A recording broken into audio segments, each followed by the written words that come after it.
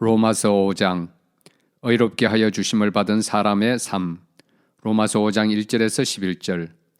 그러므로 우리는 믿음으로 의롭다 하심을 받았으므로 우리 주 예수 그리스도로 말미암아 하나님과 더불어 평화를 누리고 있습니다.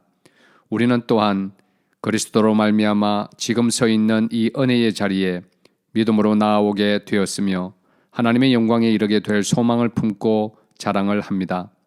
그뿐만 아니라 우리는 환난을 자랑합니다. 우리가 알기로 환난은 인내력을 낳고 인내력은 단련된 인격을 낳고 단련된 인격은 희망을 낳는 줄을 알고 있기 때문입니다. 이 희망은 우리를 실망시키지 않습니다. 하나님께서 우리에게 주신 성령을 통하여 그의 사랑을 우리 마음속에 부어주셨기 때문입니다. 우리가 아직 약할 때에 그리스도께서는 제때에 경건하지 않은 사람을 위하여 죽으셨습니다. 의인을 위해서라도 죽을 사람은 거의 없습니다. 더욱이 선한 사람을 위해서라도 감히 죽을 사람은 드뭅니다. 그러나 우리가 아직 죄인이었을 때에 그리스도께서 우리를 위하여 죽으셨습니다. 이리하여 하나님께서는 우리들에 대한 자기의 사랑을 실정하셨습니다. 그러므로 지금 우리가 그리스도의 피로 의롭게 되었으니 그리스도로 말미암아 하나님의 진노에서 구원을 얻으리라는 것은 더욱 확실합니다. 우리가 하나님의 원수일 때에도 하나님의 아들의 죽으심으로 말미암아 하나님과 화해하게 되었다면 화해한 우리가 하나님의 생명으로 구원을 얻으리라는 것은 더욱더 확실한 일입니다. 그뿐만 아니라 우리는 또한 우리 주 예수 그리스도로 말미암아 하나님을 자랑합니다. 우리는 지금 그로 말미암아 하나님과 화해를 하게 된 것입니다. 아담과 그리스도. 로마서 5장 12절에서 21절. 그러므로 한 사람으로 말미암아 죄가 세상에 들어왔고 또 그 죄로 말미암아 죽음이 들어온 것과 같이 모든 사람이 죄를 지었기 때문에 죽음이 모든 사람에게 이르게 되었습니다. 율법이 있기 전에도 죄가 세상에 있었으나 율법이 없을 때에는 죄가 죄로 여겨지지 않았습니다. 그러나 아담 시대로부터 모세 시대에 이르기까지는 아담의 범죄와 같은 죄를 짓지 않은 사람들까지도 죽음의 지배를 받았습니다. 아담은 장차 오실 분의 모형이었습니다. 그러나 하나님께서 은혜를 베푸실 때에 생긴 일은 아담 한 사람이 범죄했을 때에 생긴 일과 같지 않습니다. 한 사람의 범죄로 많은 사람이 죽었으나 하나님의 은혜와 예수 그리스도 한 사람의 은혜로 말미암은 선물은 많은 사람에게 더욱더 넘쳐나게 되었습니다. 또한 하나님께서 주시는 선물은 한 사람의 범죄의 결과와 같지 않습니다. 한 범죄에서는 심판이 뒤따라와서 유죄 판결이 내려졌습니다마는 많은 범죄에서는 은혜가 뒤따라와서 무죄 선언이 내려졌습니다. 아담 한 사람의 범죄 때문에 그 한 사람으로 말미암아 죽음이 왕노릇하게 되었다면 넘치는 은혜와 의의 선물을 받은 사람들은 예수 그리스도 한 분으로 말미암아 생명 안에서 왕노릇하게 되리라는 것은 더욱더 확실합니다. 그러니 한 사람의 범죄 행위 때문에 모든 사람이 유죄 판결을 받았는데 이제는 한 사람의 의로운 행위 때문에 모든 사람이 의롭다는 인정을 받아서 생명을 얻게 되었습니다. 한 사람이 순종하지 않음으로 말미암아 많은 사람이 죄인으로 판정을 받았는데 이제는 한 사람이 순종함으로 말미암아 많은 사람이 의인으로 판정을 받을 것입니다.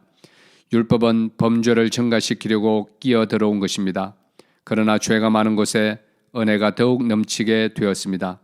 그것은 죄가 죽음으로 사람을 지배한 것과 같이 은혜가 의를 통하여 사람을 지배하여 우리 주 예수 그리스도로 말미암아 얻는 영원한 생명에 이르게 하려는 것입니다. 아멘. 로마서 6장. 그리스도인은 그리스도와 함께 죽고 함께 산다. 로마서 6장 1절에서 14절. 그러면 우리가 무엇이라고 말을 해야 하겠습니까? 은혜를 더하게 하려고 여전히 죄 가운데 머물러 있어야 하겠습니까? 그럴 수 없습니다. 우리는 죄에는 죽은 사람인데 어떻게 죄 가운데서 그대로 살 수 있겠습니까? 세례를 받아 그리스도 예수와 하나가 된 우리는 모두 세례를 받을 때에 그와 함께 죽었다는 것을 여러분은 알지 못합니까? 그러므로 우리는 세례를 통하여 그의 죽으심과 연합함으로써 그와 함께 묻혔던 것입니다. 그것은 그리스도께서 아버지의 영광으로 말미암아 죽은 사람들 가운데서 살아나신 것과 같이 우리도 또한 새 생명 안에서 살아가기 위함입니다. 우리가 그의 죽으심과 같이 죽음을 죽어서 그와 연합하는 사람이 되었으면 우리는 부활에 있어서도 또한 그와 연합하는 사람이 될 것입니다. 우리의 옛사람이 그리스도와 함께 십자가에 달려 죽은 것은 죄의 몸을 멸하여서 우리가 다시는 죄의 노예가 되지 않게 하려는 것임을 우리는 압니다. 죽은 사람은 이미 죄의 세력에서 해방되었습니다. 우리가 그리스도와 함께 죽었으면 그와 함께 우리도 또한 살아날 것임을 믿습니다. 우리가 알기로 그리스도께서는 죽은 사람들 가운데서 살아나셔서 다시는 죽지 않으시며 다시는 죽음이 그를 지배하지 못합니다. 그리스도께서 죽으신 죽음은 죄에 대해서 단번에 죽으신 것이요 그분이 사시는 삶은 하나님을 위하여 사시는 것입니다. 이와 같이 여러분도 죄에 대해서는 죽은 사람이요 하나님을 위해서는 그리스도 예수 안에서 살고 있는 사람이라는 것을 알아야 합니다. 그러므로 여러분은 죄가 여러분의 죽을 몸을 지배하지 못하게 해서 여러분이 몸의 정욕에 굴복하는 일이 없도록 하십시오. 그러므로 여러분은 여러분의 지체를 죄에 내맡겨서 불의의 연장이 되게 하지 마십시오. 오히려 여러분은 죽은 사람들 가운데서 살아난 사람답게 여러분을 하나님께 바치고 여러분의 지체를 의의 연장으로 하나님께 바치십시오. 여러분은 율법 아래 있지 않고 은혜 아래 있으므로 죄가 여러분을 다스릴 수 없을 것입니다. 그리스도인은 의의 종이다. 로마서 6장 15절에서 23절. 그러면 어떻게 해야 하겠습니까? 우리가 율법 아래 있지 않고 은혜 아래 있다고 해서 마음 놓고 죄를 짓자는 말입니까? 그럴 수 없습니다. 여러분이 아무에게나 자기를 종으로 내맡겨서 복종하게 하면 여러분은 여러분이 복종하는 그 사람이 종이 되는 것임을 알지 못합니까? 여러분은 죄의 종이 되어 죽음에 이르거나 아니면 순종의 종이 되어 의에 이르거나 하는 것입니다. 그러나 하나님께 감사하는 것은 여러분이 전에는 죄의 종이었으나 이제 여러분은 전에 받은 교훈의 본의 마음으로부터 순종함으로써 죄에서 해방을 받아서 의의 종이 된 것입니다. 여러분의 이해력이 미약하므로 내가 사람의 방식으로 말하겠습니다.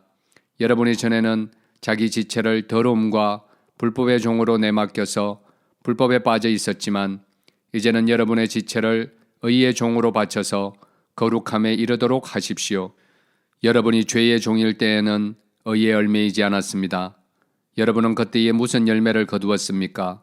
이제 와서 여러분이 그러한 생활을 부끄러워하지만은 그러한 생활의 마지막은 죽음입니다.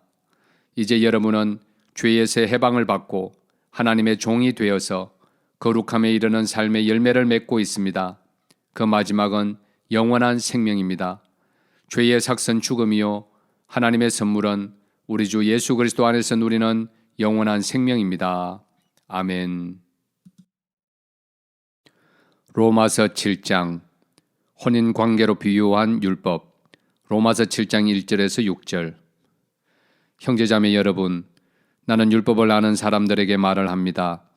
율법은 사람이 살아있는 동안에만 그 사람을 지배한다는 것을 알지 못합니까?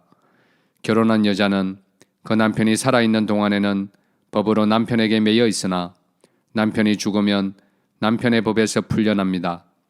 그러므로 남편이 살아있는 동안에 그 여자가 다른 남자에게로 가면 그 여자는 간음한 여자라는 말을 듣게 됩니다.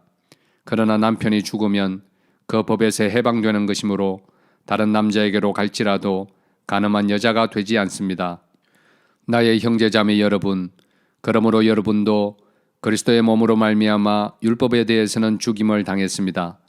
그래서 여러분은 다른 분, 곧 죽은 사람들 가운데서 살아나신 그분에게 속하게 되었습니다. 그것은 우리가 하나님을 위하여 열매를 맺게 하기 위함입니다. 이전에 우리가 육신을 따라 살 때에는 율법으로 말미암아 일어나는 죄의 욕정이 우리 몸의 지체 안에서 작용해서 죽음에 이르는 열매를 맺었습니다. 그러나 지금은 우리를 올가맸던 것에 대하여 죽어서 율법에서 풀려났습니다. 그래서 우리는 문자 열매인 낡은 정신으로 하나님을 섬기지 않고 성령이 주시는 새 정신으로 하나님을 섬깁니다. 율법과 죄의 관계. 로마서 7장 7절에서 25절. 그러면 우리가 무엇이라고 말을 하겠습니까? 율법이 죄입니까? 그럴 수 없습니다. 그러나 율법에 비추어 보지 않았다면 나는 죄가 무엇인지 알지 못하였을 것입니다. 율법에 탐내지 말아라 하지 않았다면 나는 탐심이 무엇인지를 알지 못하였을 것입니다. 그러나 죄는 이 계명을 통하여 틈을 타서 내 속에서 온갖 탐욕을 일으켰습니다. 율법이 없으면 죄는 죽은 것입니다. 전에는 율법이 없어서 내가 살아 있었는데 계명이 들어오니까 죄는 살아나고 나는 죽었습니다. 그래서 나를 생명으로 인도해야 할 그 계명이 도리어 나를 죽음으로 인도한다는 것이 드러났습니다. 죄가 그 계명을 통하여 틈을 타서 나를 속이고 또 그 계명으로 나를 죽였습니다. 그러므로 율법은 거룩하며 계명도 거룩하고 의롭고 선한 것입니다. 그러니 그 선한 것이 나에게 죽음을 안겨주었다는 말입니까? 그럴 수 없습니다. 그러나 죄를 죄로 드러나게 하려고 죄가 그 선한 것을 방편으로 하여 나에게 죽음을 일으켰습니다. 그것은 계명을 방편으로 하여 죄를 극도로 죄답게 되게 하려는 것이었습니다. 우리는 율법이 신령한 것인 줄 압니다. 그러나 나는 육정에 매인 존재로서 죄 아래에 팔린 몸입니다. 나는 내가 하는 일을 도무지 알 수가 없습니다. 내가 해야겠다고 생각하는 일은 하지 않고 도리어 해서는 안 되겠다고 생각하는 일을 하고 있으니 말입니다. 내가 그런 일을 하면서도 그것을 해서는 안 되겠다고 생각하는 것은 곧 율법이 선하다는 사실에 동의하는 것입니다. 그렇다면 그와 같은 일을 하는 것은 내가 아니라 내 속에 자리를 잡고 있는 죄입니다.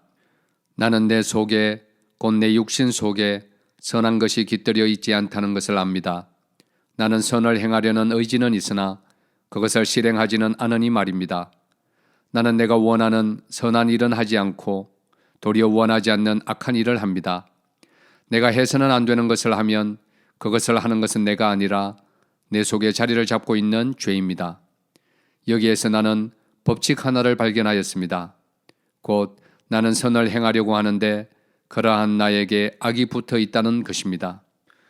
나는 속 사람으로는 하나님의 법을 즐거워하나 내 지체에는 다른 법이 있어서 내 마음의 법과 맞서서 싸우며 내 지체에 있는 죄의 법에 나를 포로로 만드는 것을 봅니다.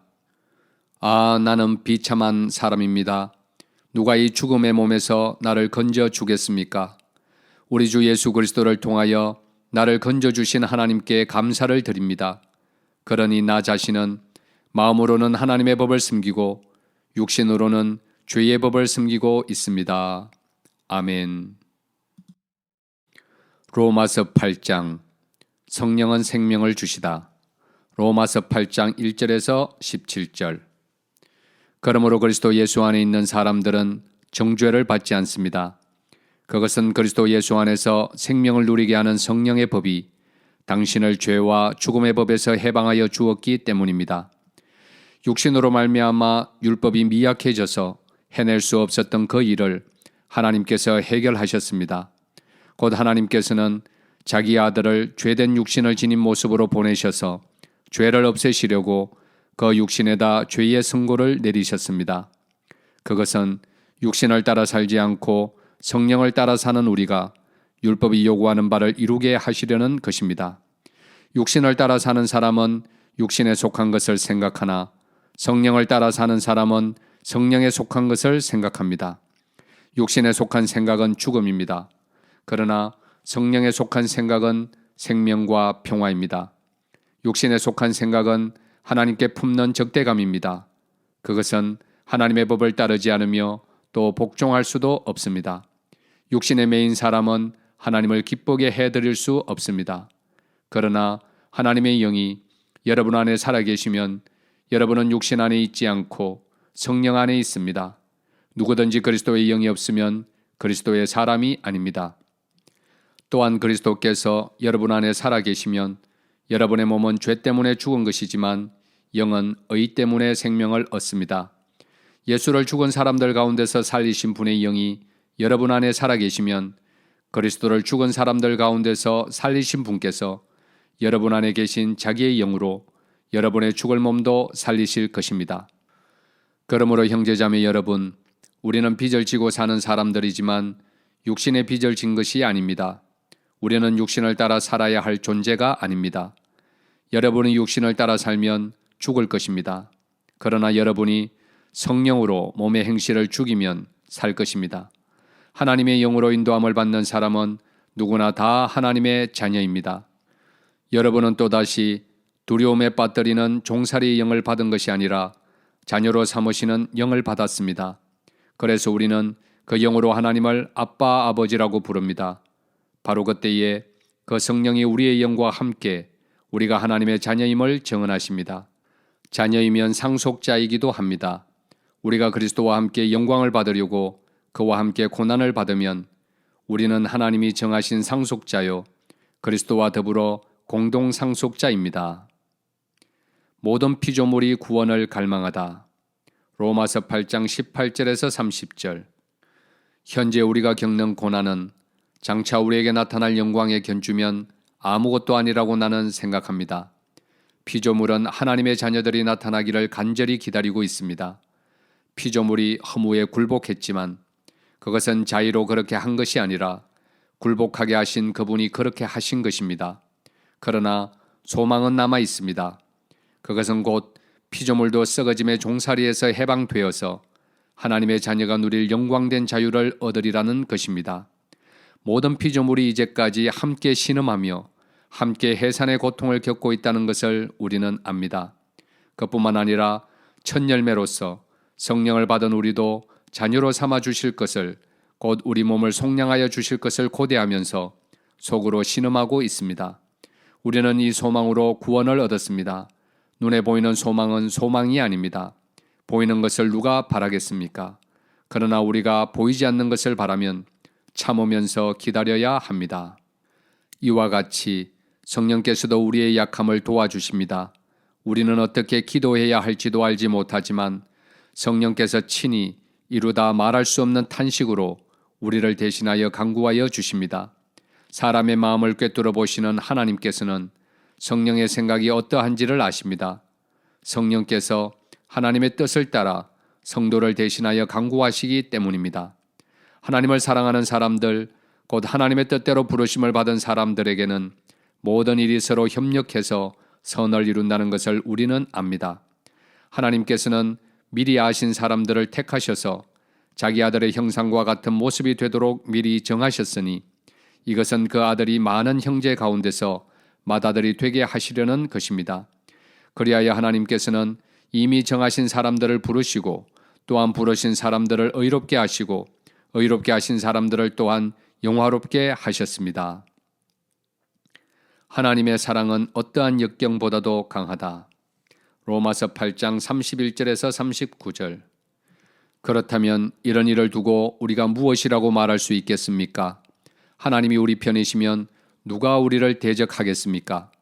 자기 아들을 아끼지 않으시고 우리 모두를 위하여 내주신 분이 어찌 그 아들과 함께 모든 것을 우리에게 선물로 거저주지 않으시겠습니까? 하나님께서 택하신 사람들을 누가 감히 고발하겠습니까? 의롭다 하시는 분이 하나님이신데 누가 감히 그들을 정죄하겠습니까? 그리스도 예수는 죽으셨지만 오히려 살아나셔서 하나님의 오른쪽에 계시며 우리를 위하여 대신 간구하여 주십니다. 누가 우리를 그리스도의 사랑에서 끊을 수 있겠습니까? 환난입니까? 공고입니까? 박해입니까? 굶주림입니까? 헐벗음입니까? 위협입니까? 또는 칼입니까? 성경에 기록한 바 우리는 종일 주님을 위하여 죽임을 당합니다. 우리는 도살할 양과 같이 여김을 받았습니다. 한 것과 같습니다. 그러나 우리는 이 모든 일에서 우리를 사랑하여 주신 그분을 힘입어서 이기고도 남습니다. 나는 확신합니다.